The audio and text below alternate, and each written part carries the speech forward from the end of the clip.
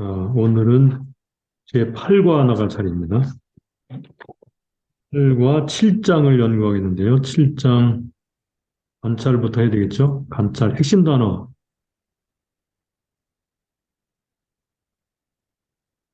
핵심 단어를 찾아보도록 하겠습니다. 하나님이라는 단어가 몇 번에 걸쳐 나오는데 먼저 하나님을 찾아보도록 하겠습니다. 7장 13절, 7장 13절, 하나님의 행하시는 일을 보라. 하나님이 굽게 하신 것을 누가 능히 곱게 하겠느냐? 형통한 날에는 기뻐하고 곤고한 날에는 생각하라. 하나님이 이 두 가지를 병행하게 하사 사람으로 그 장래일을 능히 헤아려 알지 못하게 하셨느니라. 네, 이렇게 하나님이 행하시는 일을 알 수가 없다라는 말로 13, 14절 말씀하고 있고요. 그 다음에 18절로 가볼까요? 18절. 너는 이것을 잡으며 저것을 놓지 마는 것이 좋으니 이것저것은 이제 앞에 17절을 받는 거예요. 지나치게 악인이 되지 말며 우매자도 되지 말라. 어찌하여 기한 전에 죽으려느냐.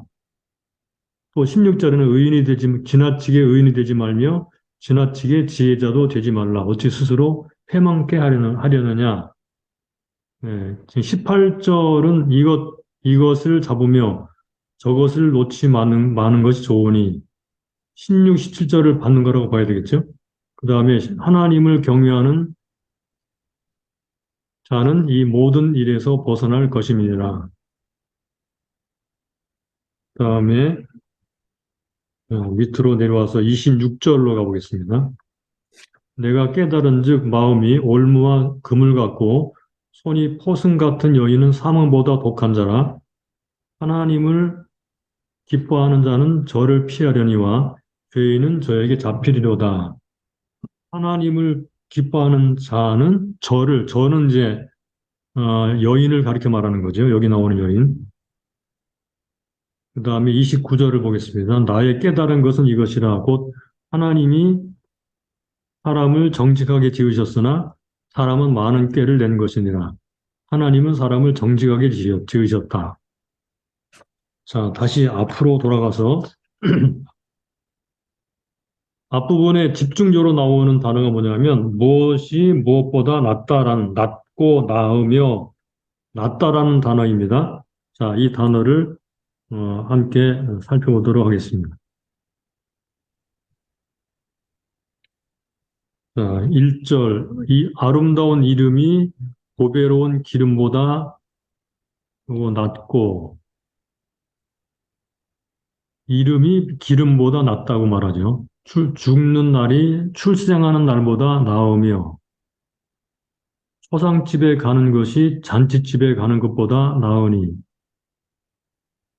모든 사람이 결국 이와 같이 됨이라 산자가 이것을 유심하리로다.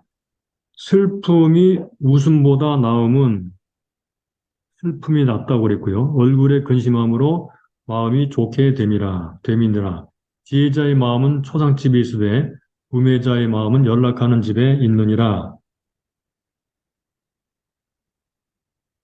5절 사람이 지혜자의 책망을 듣는 것이 우매자의 노래를 듣는 것보다 나으니라.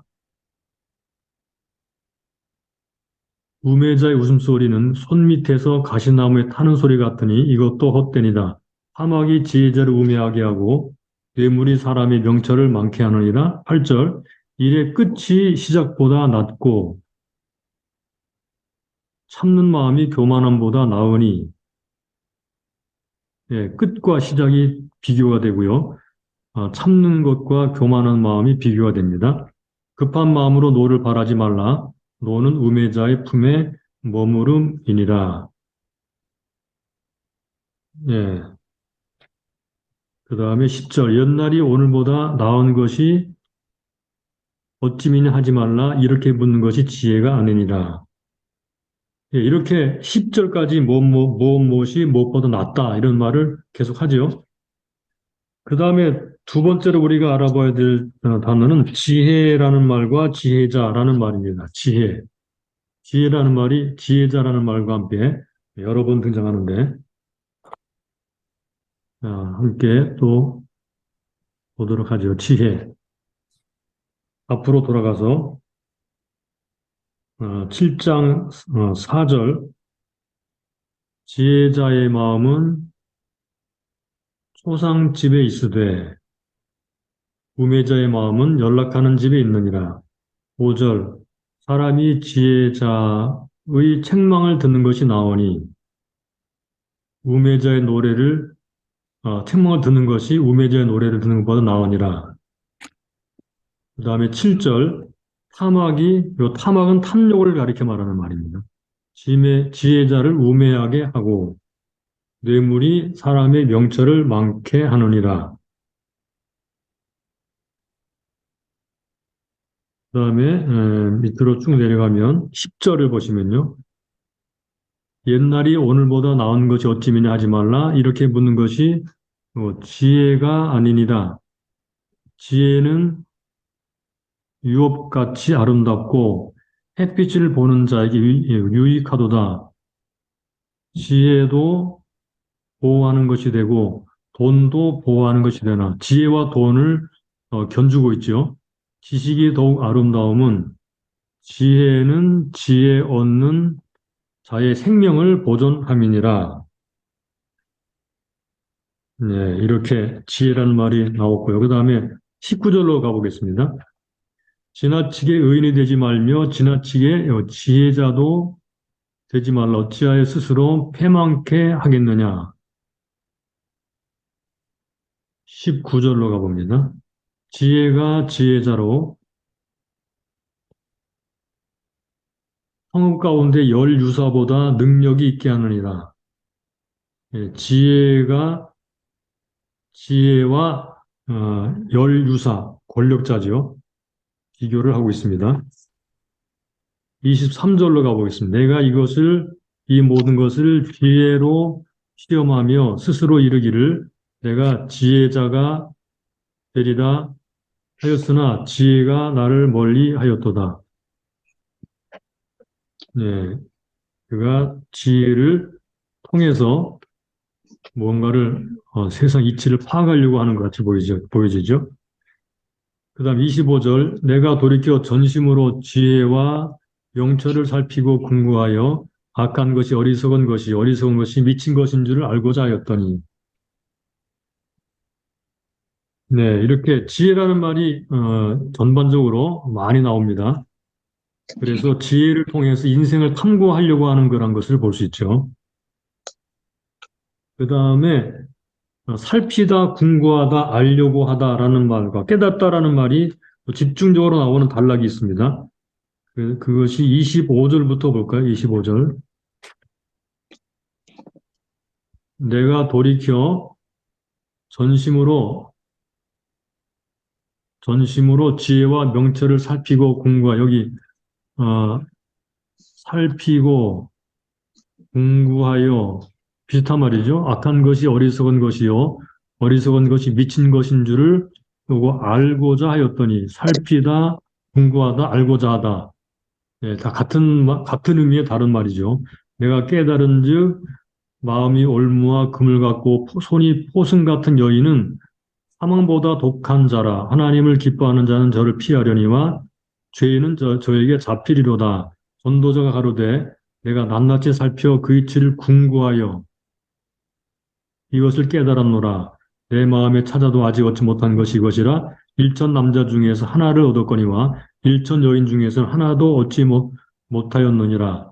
나의 깨달은 것이 이것이라. 곧 하나님이 사람을 정직하게 지으셨으나 사람은 많은 꾀를 낸 것이니라. 자, 그 다음에 이제 깨닫다라는 말이 나와요. 궁구하고 살피고 알고자 해서 깨닫다라는 말이 나오죠. 깨닫다. 깨닫다. 자, 깨닫다라는 말이 나오는 단어를 찾아보도록 하겠습니다. 26절 내가 깨달은즉 깨달았다 그랬죠. 마음이 올무와 금을 같고 손이 포승 같은 여인은 사망보다 독한 자라. 하나님을 기뻐하는 자는 저를 피하려니와 죄인은 저에게 잡히려. 요걸 깨달았다는 거죠. 그 다음 27절도 전도자가 가로되 내가 낱낱이 살피어. 여기가 살펴라는 말 아까 빼먹었네요. 이거 살피어. 그 질 궁고에 이것을 깨달았노라. 내 마음에 찾아도 아직 얻지 못한 것이 이것이라 일천 남자 중에서 하나를 얻었거니와 일천 여인 중에서는 하나도 얻지 못하였느니라. 그 다음 29절 나의 깨달은 것이 이것이라 곧 하나님이 사람을 정직하게 지으셨으나 사람은 많은 꾀를 낸 것이니라. 네, 요것을 깨달았다라고 말합니다. 자, 그리고 나머지는 생략하고 괄호 4번으로 넘어가 보겠습니다. 본문을 보면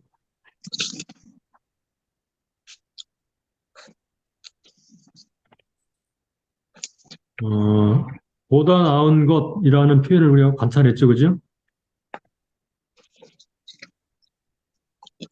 보다 나은 것.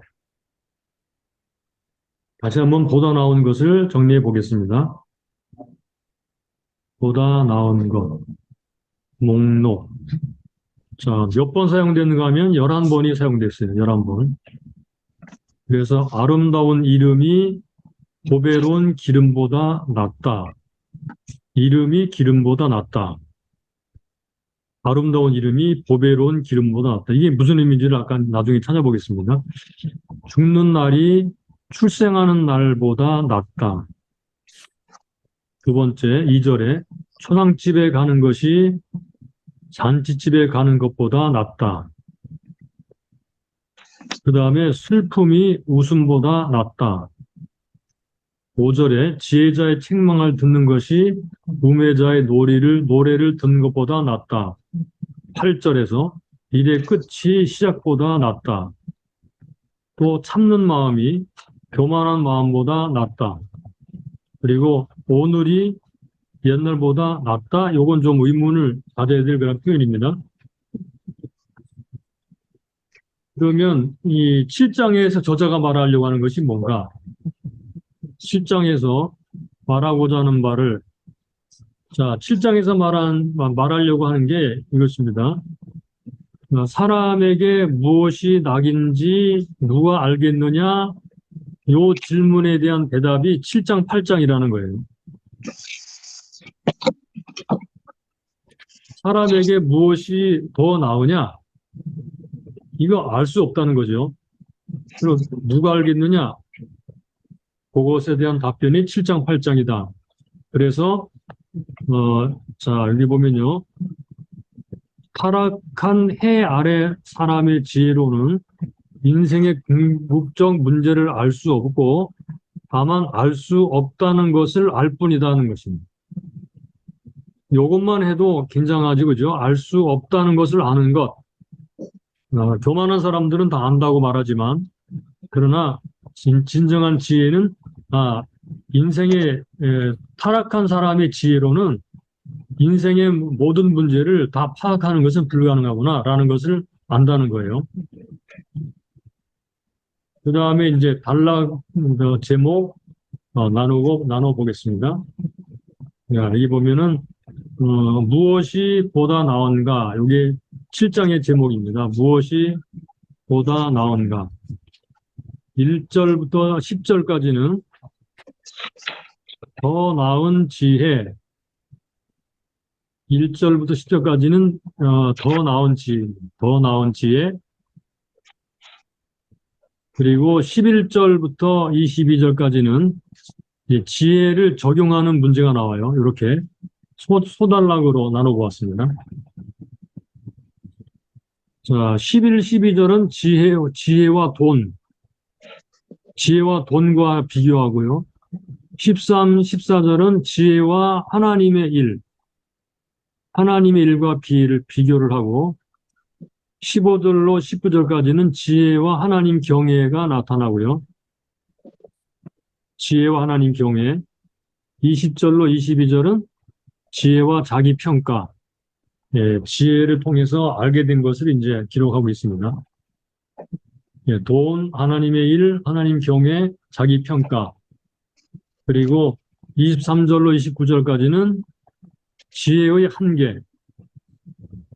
예, 23, 24절은 도달할 수 없는 궁극적 지혜, 도달할 수 없다고 말합니다. 25절, 29절은 인간의 죄성. 네, 보다 나은 지혜, 지혜의 적용, 지혜의 한계. 요 세 가지 단어, 여기 단락을 기억하면 되겠어요. 더 나은 지혜, 지혜의 적용, 지혜의 한계.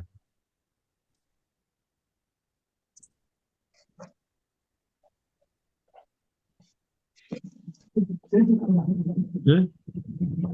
이제 기다릴까요? 지혜의 적용, 지혜와 돈, 지혜와 하나님, 지혜와 하나님 경외, 지혜와 자기 평가.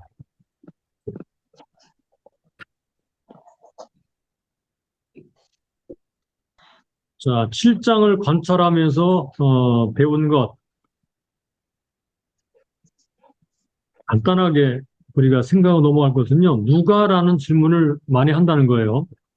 6장부터 보게 되면요. 여기 하나, 둘, 셋, 넷, 5번이 등장해요. 누가 간단하게 한번 볼까요? 6장 누가 6장 12절에 보면요. 헛된 생명의 모든 날을 그림자같이 보는 일평생에 사람에게 무엇이 낙인지 누가 알며 그 신유의 해 아래서 무슨 일이 있을 것을 누가 능히 그에게 고하리요. 그렇게 누가라고 한번 질문을 하죠. 7장 13절에서는요. 하나님이 행하시는 것을 보라. 하나님이 굳게 하신 것을 누가 능히 곧게 하겠느냐. 7장 24절에는요. 무릇 된 것이 멀고 깊고 깊도다. 누가 능히 통달하랴. 그 다음에 8장으로 넘어가면요. 지혜자와 같은 자가 누구며 살이 해석을 아는 자 누구냐. 사람의 지혜는 그 사람의 얼굴에 광채가 나게 하나니 그 얼굴에 사놓은 것이 변하느니라. 8장 7절 사람이 장래일을 알지 못하나니 장래일을 가르칠 자가 누구냐. 누구이랴. 그래서 누가라는 말이 한 번, 두 번, 세 번, 네 번, 다섯, 여섯, 7번이 등장해요. 자, 이건 뭘 알게 해주는 걸까요? 자, 이것은 인간의 한계를 계속 지적하는 거예요. 알 수 없다는 거예요. 보다 나은 것이 지혜이긴 하지만, 지혜는 인생에게 소용이 많은 것이긴 하지만, 그러나 모든 해결은 아니다. 요게 이제 주목해야 될 거죠. 모든 해결은 아니다. 지혜자도 통달하지 못하는 것이 있고, 알지 못하는 것이 있고, 불가능한 것이 있다. 그럼 어떻게 이것을 해결해야 되느냐? 예, 이런 것에 대한 답변이 바로 7장, 8장에 대한, 8장에서 나오는 그런 답변입니다. 자, 그러면 그 다음 3번으로 넘어가 볼까요? 3번. 여러분들이 메모를 해주실 때는요, 2번에서는 누가라고 하는 말이 나오는 여기, 요것만 주목해 주시면 되겠어요. 이거를 누가, 계속 누가라는 말로 지적을 불가능한 지혜를 통해서 해결할 수 없는 그런 것들을 지적하고 있다는 거예요. 자, 그러면 3번으로 넘어가 보겠습니다. 보다 나은 것이 무엇이냐?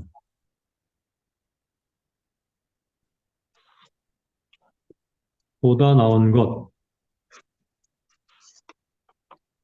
7장, 7장 10절, 7장 10절, 7장 1절로 10절까지는 더 나은 지혜에 대해서 말합니다. 더 나은 지혜. 더 나은 지혜. 자, 무엇은 무엇보다 낫다라는 식으로 말을 하잖아요. 그죠? 그래서 무엇이 무엇보다 더 나은지, 왜, 이게 지혜입니다. 무엇이 무엇보다 낫다라고 깨닫는 것이 이제 지혜인데, 이제 지혜가 뭔지는 나중에 이제 그 다음 단계에 들어가서 뭐 살펴보기로 하고요. 본문에 나오는 것을 먼저 답변해 보겠습니다. 왜 아름다운 이름이 보배로운 기름보다 낫습니까? 그랬어요.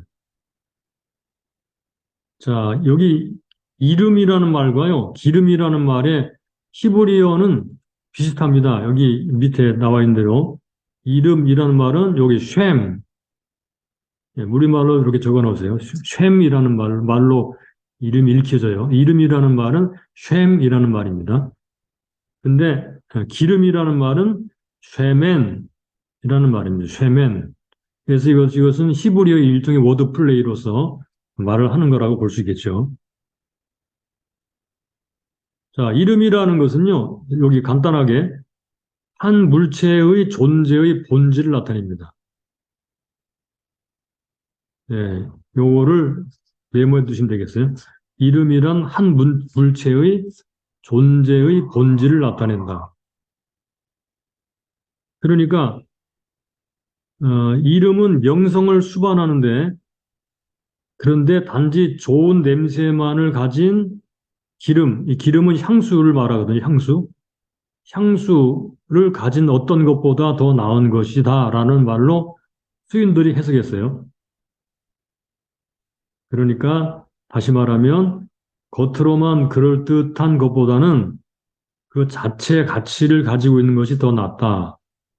겉으로만 그럴듯한 게 뭐예요? 그거 향수. 향기가 나죠. 근데 겉으로는 향기가 나는데 근데 뭐 향기 나는 거 외에는 뭐가 있어요? 이름은 그렇지 않다는 거예요. 이스라엘에서 이름은 굉장히 호칭 이상의 의미를 가지고 있는 본질 자체를 말하는 거죠. 그래서 아름다운 이름이 보배로운 기름보다 더 낫다.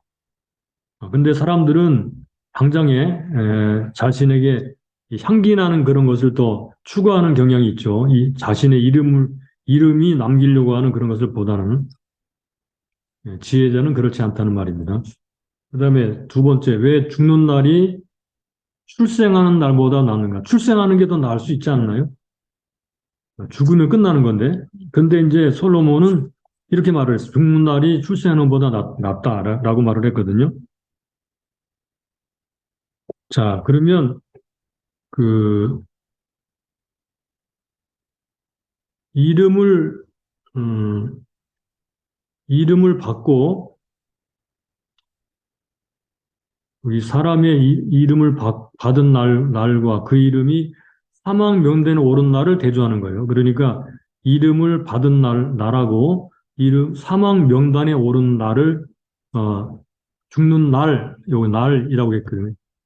대조를 하고 있는데 그 중대한 두 날 사이에 어떤 게 더 낫는가?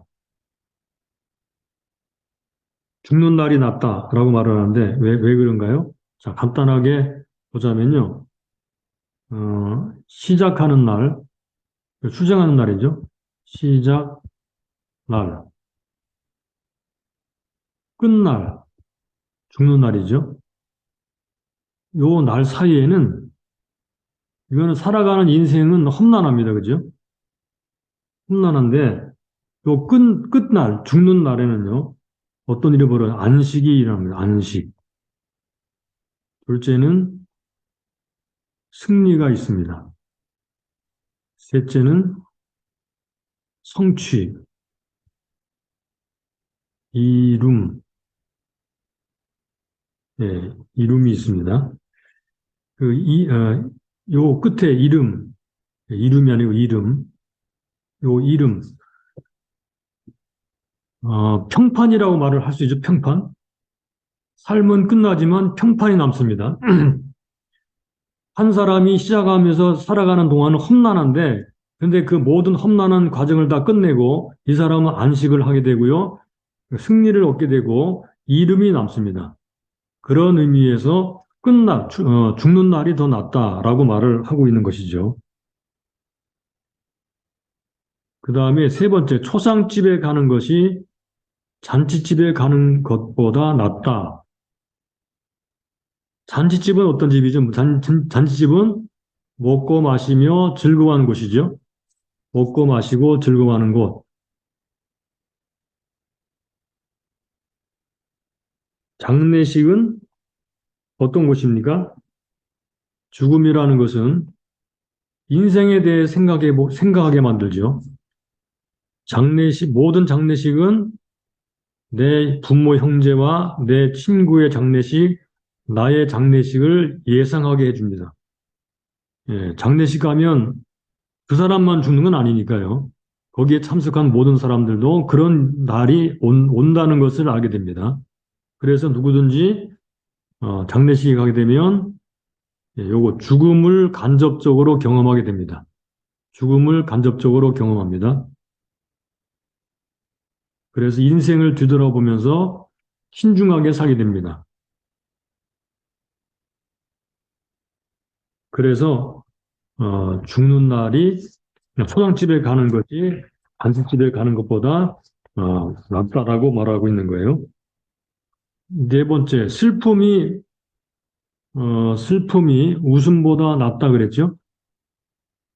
요거는 3절, 4절인데요. 슬픔은 근심을 의미하기도 합니다. 근심. 단순한 근심이 아니고 깊이 생각하는 근심 또는 참된 반성이라고도 해석을 했어요. 근데 여기서 나오는 웃음이라는 단어는요, 그냥 기쁨에서 나오는 웃음을 말하는 게 아니고 조롱하고 멸시하는 웃음이라는 의미라고 합니다. 여기 이튼이 그렇게 말을 했는데 김효보 박사도 이렇게 말해요. 경솔한 마음의 표현으로 오는 웃음이라고 말을 했어요. 그러니까 다시 말하면 엄숙하고 진실한 마음의 태도로서만 인생의 엄숙한 자리를 느낄 수 있다는 말입니다. 그러니까 진지한 태도, 진실한 마음의 태도, 진지한 태도는 사람의 마음을 좋게 바꾸어 놓는 계기가 된다. 그래서 슬픔이 웃음보다 낫다라고 말을 하는 거예요. 진지한 경박한 웃음과 진지한 태도의 슬픔을 비교를 해 놓았습니다. 그 다음에 다섯 번째로 왜 책망을 듣는 것이 우매자의 노래를 듣는 것보다 나은가? 여기도 노래, 가시나무라는 말이 워드 플레이로 돼 있어요. 노래라는 말은 쉬르라는 말이고 쉬르. 소치라는 말은 시르라는 말이고요. 가시나무는 시르란 복수는 시림이 되겠죠. 이렇게 워드 플레이로 되어 있어서 이걸 읽는 사람들이 이제 재미있도록 그리고 기억에 남도록 그렇게 만들었죠. 왜 지혜자의 책망을 듣는 것이 우매자의 노래를 듣는 것보다 나은가? 자, 가시나무는요, 급속히 타올라다가 쉽게 꺼져버린 연료 역할을 했습니다. 그래서 우매자의 웃음이 연결이 되죠. 우매자의 노래는 기쁨과 노래가 무엇인지를 모르고 부르는 마음에서 우러나오지 않는 연락의 노래. 자, 여기서 마음에서 우러나오지 않는 노래. 아첨의 노래라든가 바보의 노래. 우매자의 웃음은 경박한 웃음. 예, 이런 말이죠.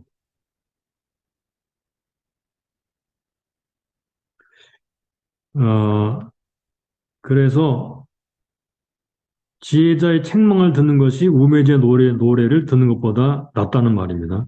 그러니까 우매자의 노래나 웃음은 허망하고 순간적이지만 책망은 사람을 만들죠. 순간적으로 그냥 웃어버리고 뭐 노래로 그냥 짓거리고 하는 것은 허망하게 지나갑니다. 그러나 책망은 그 사람을 깨닫게 하고 사람을 만들어 가기 때문에 더 낫다 그런 말입니다. 그 다음에 6번 왜 일의 끝이 시작보다 나은가?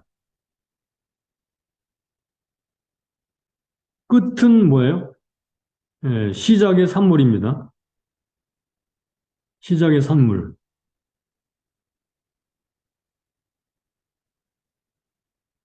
끝은 최종적 산물이라는 의미로 보아야 됩니다.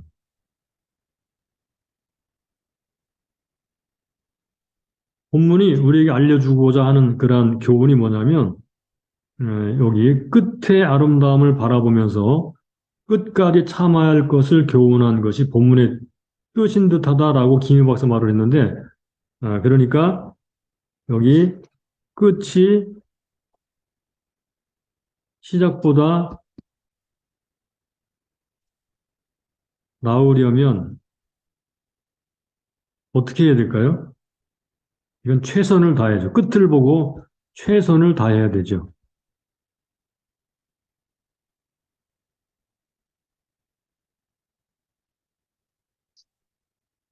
그러니까 끝이 시작보다 낫다 이렇게 말을 하려면 최선을 다해서 결과가 있어야 되죠. 그런 끝이 시작보다 낫다는 말입니다. 그러니까 최종적 산물로서의 끝, 시작은 아무것도 없지만 끝은 산물, 결과물이 나타나죠. 그래서 그런 의미에서 낫다, 최선을 다하라 그런 의미로 받아들이면 되겠어요. 그다음 일곱 번째, 참는 마음이 교만한 마음보다 낫다 그랬어요. 참는 마음은 여기 겸손에서 나오는 것이라면 급한 마음으로 노를 바라는 것은 교만한 마음의 편. 교만한 마음은 급한 마음에서 오죠. 겸손은 참게 되고 교만한 마음은 급한 마음으로 노를 바라게 됩니다. 참는 마음은 일의 끝을 바라보면서 겸손하게 긴 시간이라고 인내하며 기다리는 지혜입니다. 그러나 교만한 마음은 자기를 높이는 마음이기 때문에 조급하죠. 그래서 분노가 일어납니다. 그래서 참는 마음이 낫다. 이건 겸손한 마음을 가리키는 말입니다. 그래서 참는 마음이 조급한 교만한 마음보다 낫다. 그 다음 여덟 번째, 왜 옛날이 좋았어? 라고 말하면 지혜가 아니냐? 그런 말이죠. 왜 옛날이 좋았어? 라고 말하면 안 되는가? 어, 자, 여기 보면 사람의 측면에서 보면 옛날이 좋았다라는 것은 이거는 감정에서 나오는 상상력의 결과인 경우가 허다합니다. 왕년이 좋았어라는 말은요. 그런데 하나님의 측면에서 보게 되면 하나님께서는 목적을 이루시기 위해 끊임없이 역사와 시간을 운행하시기 때문에 옛날이 좋았다라고 말하는 것은 맞지 않죠. 왜냐하면 하나님의 측면에서는 현재가 좋고 미래가 더 좋습니다. 하나님은 영원한 세상, 영원한 시간을 향해서 나가고 완전한 것, 온전한 것이 올 때까지 나가는 것이기 때문에 하나님 입장에서는 옛날에 좋았어라고 말하는 것은 맞지 않고 이런 하나님의 지혜를 가지고 있는 사람들은 왕년이라는 그런 생각으로 살지 않습니다. 참된 지혜는 왕년을 생각하지 않고 현실을 직시하며 하나님께 감사하고 미래의 희망을 가지고 믿음으로 살아갑니다. 근데 광야 이스라엘 백성들 있죠, 그죠? 광야에서 이스라엘 백성들은 항상 말하기를 왕년이 좋았어. 애굽에 있을 때 왕년이 좋았어라고 말했어. 항상 과거지향적으로 하다 보니까 그들은 멸망을 당했습니다. 그러니까 왕년이 좋았다라는 것은 진정한 지혜가 아닙니다. 자, 그러면 4번으로 넘어가서요.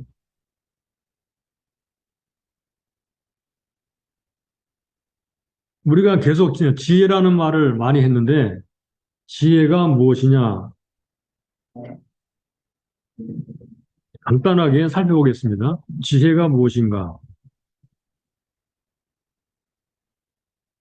여기 동사 학함에서 온 말입니다. 여기 지혜라는 말은 호크마라는 말입니다. 호크마. 히브리 말로 호크마. 호크마 주석 뭐 이렇게 말을 하죠. 그 호크마가 지혜입니다. 동사 학함의 핵심적인 개념은 일반적인 관심과 기본적인 도덕성을 포함하여 삶의 경험들에 관한 사고방식과 태도를 표현한다. 자, 요거 기억해 두시 바랍니다. 삶의 경험들에 관한 사고방식과 태도, 요게 지혜라고 말을 하죠. 삶의 경험들에 관한 사고방식과 태도.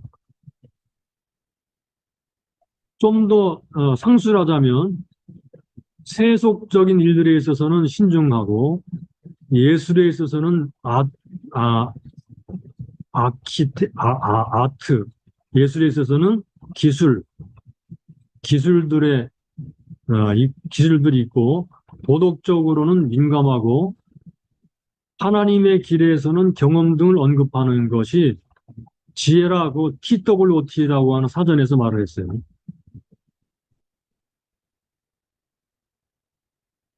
자, 이동원 목사는 이렇게 말했어요. 지혜는 하나님 자신이고 하나님을 아는 것이 지혜의 근본이고 지혜는 하나님과의 교제 속에 들어가게 하는 가장 중요한 방편이며 지혜를 통해 우리는 하나님을 닮아간다 그랬어요. 자, 다른 것은 다 잊어버려도 요거 삶의 경험들에 관한 사고방식과 태도, 이거는 일반적인 것도 포함되고 도덕적인 것도 포함됩니다. 자, 그러면 지혜는 왜 그렇게 중요할까요? 지혜는 왜 중요한가? 맨 밑으로 내려와서 1절부터 12절 여기를 보면은 여기에는 지혜와 본에 관한 문제를 같이 서술하거든요. 그러니까 지혜는 삶의 보호가 되어주고 지혜로운 자의 삶을 윤택해 주는데 돈도 그렇다는 것입니다. 본문은 돈도 지혜를 같은 선상에 놓고 말을 하는데 여기 저자는 지혜와 돈과 같다라고 말을 했어요. 그러니까 돈의 가치를 아는 사람은 지혜의 위력을 잘 알게 될 거예요. 그러니까 돈의 그늘에 거할 것인가 지혜의 그늘에 거할 것인가 선택을 해야 됩니다. 지혜와 돈. 우매자는 돈을 선택하겠죠. 그러나 지혜자는 지혜를 선택합니다. 13절부터 14절은 지혜와 하나님에 대한 이야기입니다. 하나님. 지혜는 형통할 때나 곤고할 때나 우리의 삶에 하나님의 관점을 제공해 줍니다. 지혜는 하나님의 관점을 제공해 주는 거예요. 하나님의 관점으로 형통도 바라보고 곤고도 바라보는 그런 것이 지혜입니다. 그래서 결국은 어떻게 되죠? 예, 결국은 하나님을 경외하게 만듭니다. 하나님을 경외하는 것이 지혜의 근본이 되죠. 지혜는 곧 하나님을 경외하는 것이 됩니다. 하나님의 관점으로 모든 세상과 만물과 사건을 바라보기 때문입니다. 하나님을 경외하게 됩니다. 결국은. 그래서 13절, 14절에는요. 형통한 날과 곤고한 날을 번갈아 말을 하거든요. 13절 하나님이 행하시는 일을 보라. 하나님이 굳게 하시는 것을 누가 능히 굳게 하겠느냐. 형통한 날에는 기뻐하고 곤고한 날에는 생각하라. 하나님이 두 가지를 병행하게 하사 사람으로 그 장래일을 능히 헤아려 알지 못하게 하셨느니라. 두 가지를 병행하셔서 알게 하지 못하게 했다. 그렇습니다. 형통한 날과 곤고한 날을 번갈아 경험하며 살아가는 게 인생입니다. 두 가지를 병행하게 하셔서 미래를 알지 못하게 만드셨습니다. 자, 그렇다면 13, 14절에 하는 말씀, 우리가 어떻게 살라는 것입니까? 어떻게 살라는 것이죠? 이 두 가지, 즉 형통하고 곤고한 날이 번갈아 가는 것, 이 두 가지가 주는 유익이 무엇일까요? 자, 유익은 만사를 믿음으로 받아들이고 하나님을 의지하게 하는 것입니다. 현재 삶을 받아들이고 하나님을 의지하는 믿음으로 살아라. 이게 지혜다 이런 말입니다.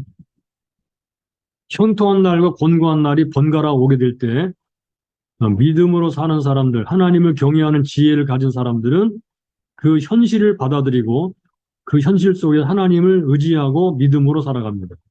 성경은 그렇게 하라고 가르치고 있죠. 그래서 제가 몇 구절을 거기에 수록해 놓았는데 시편 90편 10절에서 이렇게 말합니다. 우리에게 우리날 계수함을 가르치사 지혜의 마음을 얻게 하소서. 이 말 앞에 우리의 연수가 70이요 강건한 80이다라고 말하면서 자랑은 수고와 슬픔뿐이다. 이렇게 말을 했죠. 이러한 상황 속에서 나를 계수하는 지혜를 달라고 말을 하고 있습니다. 고난당할 때는 119편 67절, 고난당하기 전에는 그릇 행하였더니, 고난당하니까 이제는 주의 말씀을 지킵니다. 예, 결과적으로 이렇게 좋은 결과가 나타났죠. 119편 70일, 고난당하는 것이 내게 유익이라 그랬습니다. 그래서 주의 윤리를 배우게 되었다. 이게 우리에게 오는 고난, 그 다음에 형통한 일 두 가지 번갈아 오면서 하나님을 더 경외하고 가까이 나가도록 했다는 거예요. 굉장히 중요한 교훈이죠. 하나님께서 또 신명기 8장 3절에 너를 낮추시며 너로 줄이게 하시며 너로 알지 못하며 내 열조도 알지 못하던 만나를 내게 먹이신 것은 사람이 떡으로만 사는 것이 아니요 여호와 입에서 나오는 모든 말씀으로 사는 줄을 너로 알게 하려 하십니다. 그러니까 떡과 말씀 두 가지가 비교가 되죠.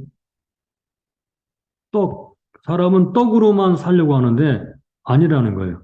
말씀으로 살아야 된다. 육체는 떡이 필요하지만 그러나 떡만 가지고는 사람은 살 수 없고 하나님의 말씀으로 살아야 된다.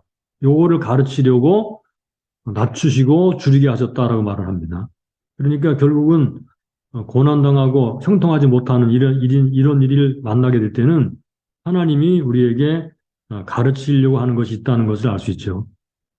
그래서 야고보서 5장 13절에는 고난당하는 자가 있느냐 기도할 것이요 즐거워하는 자가 있느냐 저는 찬송할 것이다 이렇게 말을 했어요.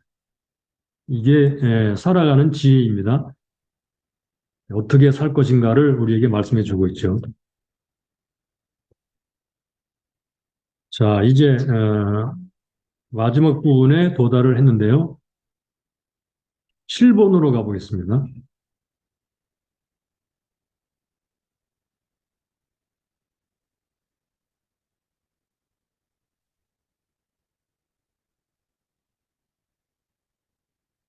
자, 7번은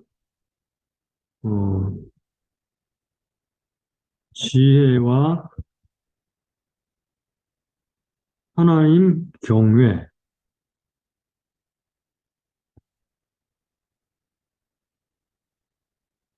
지혜와 하나님 경외에 대해서 가르치는 단락입니다.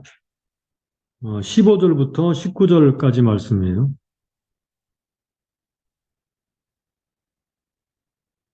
자, 15절은요. 자기의 의로운 중에서 멸망한 의인이 있고 자기 악행 중에서 장수하는 악인이 있으니 멸망하는 의인, 장수하는 악인. 이렇게 말을 했어요. 이게 모순이죠, 그죠? 그런데 왜 이런 일이 벌어지느냐? 의롭게 살지만 멸망하는 의인이 왜 생기고 악행하지만 장수하는 악인이 왜 생기는가? 그 이유를 알 수 없는데 이런 건 해 아래 시각으로만 볼 것이 아니고 해 위의 시각, 하나님의 시각으로 바라보아야 한다는 거예요. 그래서 왜냐하면 모든 것은 땅에서 끝나는 것으로 끝나는 것이 아니기 때문이다라는 거예요. 그러면 세상에서 지혜롭게 사는 것이 무엇인가? 16절에 19절에까지 말하고 있는데 16절, 18절까지를 먼저 볼까요? 지나치게 의인이 되지 말며 지나치게 지혜자도 되지 말라. 어찌하여 스스로 패망케 하겠느냐? 지나치게 악인이 되지 말며 우매자도 되지 말라. 어찌하여 기한 전에 죽으려느냐? 여기 지나친 의인, 지나친 지혜자 또는 지나친 악인,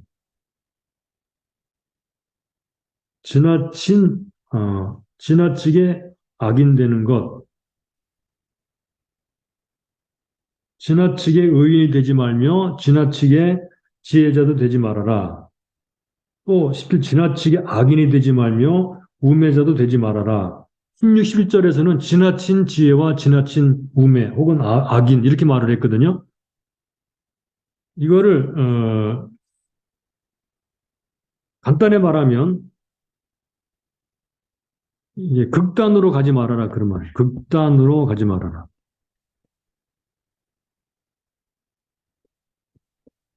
극단이 되지 말아라. 그러니까 하나님을 경외하는 자는 극단적으로 살지 않는다. 겸손하게 살아라. 겸손하게 하나님을 의지하고 살아라. 잘난 척 하지 말아라. 그 말이죠. 잘난 척 하지 말아라.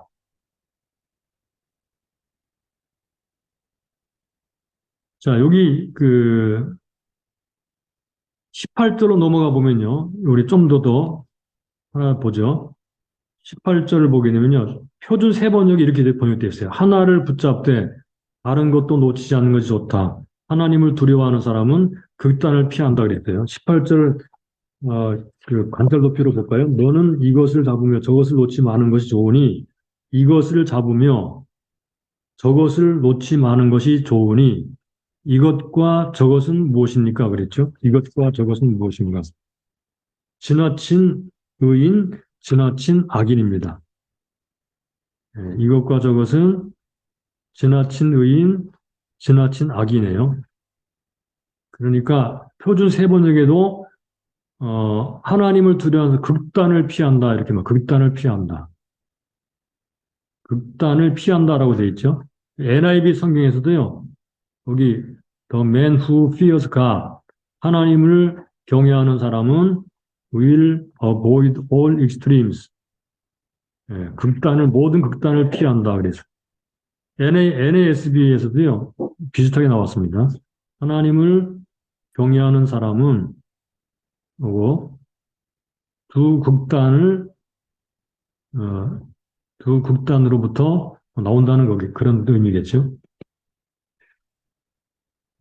그러니까 계속 여기서 말하고자 하는 그 취지가 무엇인가 하면 예, 극단을 피하라라는 말입니다. 지나친 극단을 가지고 살지 말고 하나님을 경외하면서 하나님 의지하고 살아라. 잘난 척하지 말아라. 그런 말입니다. 사람은 모든 것을 다 알 수 없고 자기가 뭐 원한다고 다 알거나 도달할 수 있는 것이 아니라는 말씀이죠. 자, 19절을 다시 한번 볼까요? 19절. 지혜가 지혜로 성읍 가운데 열 유사보다 능력 있게 하느니라. 예, 19절 의미는요. 하나님을 경외하는 지혜가 경험 많은 지도자들의 총체적 지혜보다 우월하다. 이렇게 번역할 수가 있게 돼요.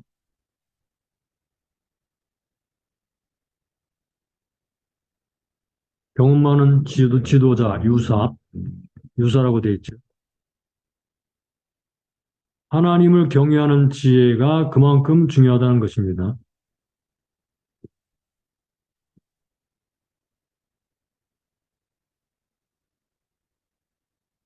자, 그러면 볼까요? 하나님을 경외하는 지혜는 힘이 있다. 하나님을 경외하는 지혜에 대해서 세 가지로 정리를 해봤습니다. 첫째는 자신을 주장함에 있어서 지혜는 지나친 의인, 지나친 악인이 되지 않게 하는 힘이 있습니다. 그러니까 지혜, 하나님을 경외하는 지혜는 극단을 피한다라는 말이죠. 극단을 피한다. 지혜는 극단적으로 살지 않게 한다라는 말입니다. 하나님을 경외하는 지혜는 하나님을 의지하게 한다. 의지하며 살게 한다. 극단을 피하고 하나님을 의지하고 살게 한다. 그 다음에 두 번째, 나라를 다스리는 데 있어서 하나님을 경외하는 지혜는 10명의 통치자보다 능력이 있다. 하나님을 경외하는 지혜가 얼마나 대단한 능력이 있는지를 보여주는 거예요. 세 번째, 자신을 평가함에 있어서 자신을 평가할 때 세상에는 완전한 의인이 없다는 사실을 22절에 상기시키죠. 그러므로 지혜자의 마음이 오로지 하나님의 판단 앞에 설 것을 권면합니다. 22절에서 우리가 좀 더 정리해 보겠습니다. 지혜에 대한 평가. 자, 지혜를 이 부분에서 적용하게 되는데, 자, 요 3번은, 바로 3번은 10번으로 넘어가서 상세히 보겠습니다. 좀 더 자세히 정리해 보겠습니다. 자, 10번. 10절부터 22절까지 해서 지혜는 어떤 것이다 라는 식으로 한번 정리해 보겠습니다. 지혜는 삶을 보호한다. 지혜는 돈과 같은 것이죠.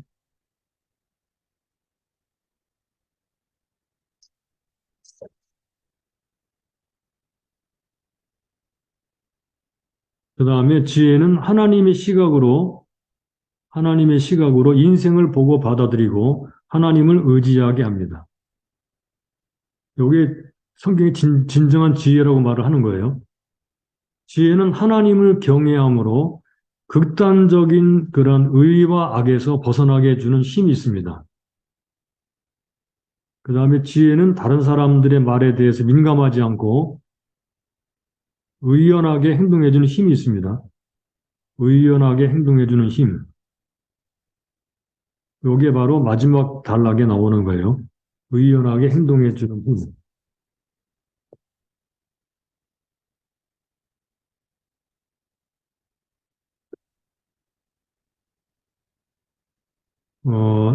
제일 먼저는 지혜와 돈을 비교했고요. 지혜와 하나님의 일을 비교했고요. 지혜와 하나님 경외를 비교했고요. 지혜와 자기 평가를 비교했습니다.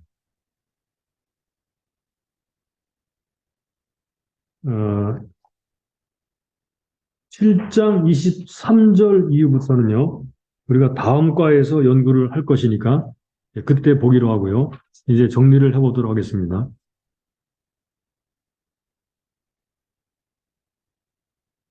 자, 우리가 이번 과에서 지혜를 생각해 보았는데, 지혜.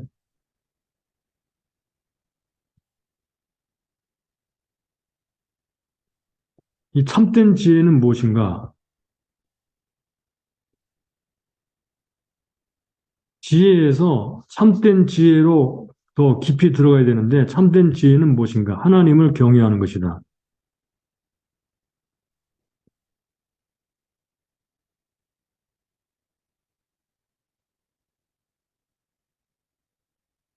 참된 지혜는 뭘 알게 되는가 하면, 결국은, 인생의 문제를 해결할 수 없는 많은 문제들이 있다는 것을 알게 됩니다. 이게 참된 지혜입니다. 그렇게 하다 보니까 어떻게 되죠? 이 문제를 가지고 하나님을 믿고 의지하고 겸손하게 살게 됩니다. 요게 하나님을 경외하는 지혜로 발전하는 거예요. 만약에 인간 지혜에서 그대로 끝나버리면 이 사람은 모르면서 안다고 생각하죠. 모르면서 안다고 생각합니다.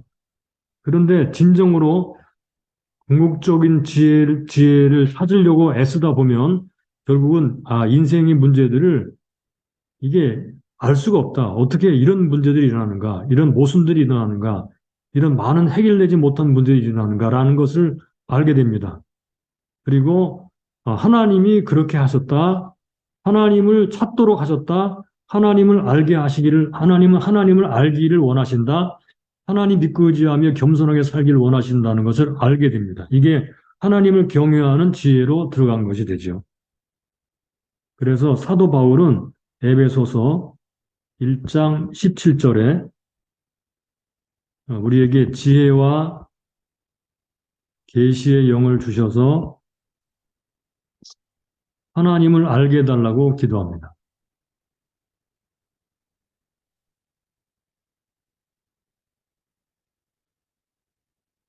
지혜와 계시의 영으로 하나님을 알게 되면 될수록 우리는 인생 문제를 하나님의 시각으로 바라보게 될 것입니다. 예. 그러면 하나님의 지혜가 더 그 사람에게 임해서 그 계시의 빛으로 하나님과 모든 사건과 상황들을 알게 되고 더 하나님께 가까이 나가게 되겠죠. 이것이 오늘 말씀의 결론입니다.